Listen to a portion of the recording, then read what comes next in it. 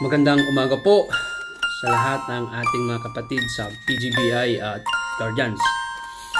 Nais lang po nating batiin si RMG 675.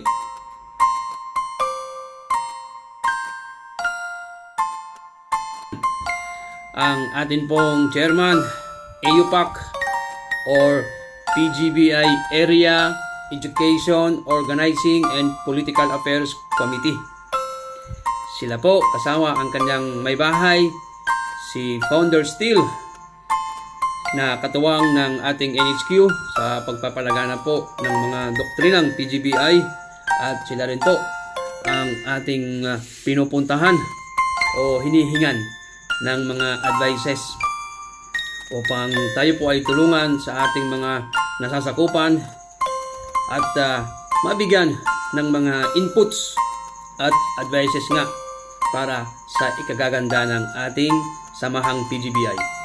Sa muli po, magligayang kaarawan po, RMG 675. Sana ay lagi po kayong malakas at sa gayon at nang sa gayon ay lagi po kayong nakaalalay sa amin dito sa PGBI Albay. Marami pong salamat at mabuhay po.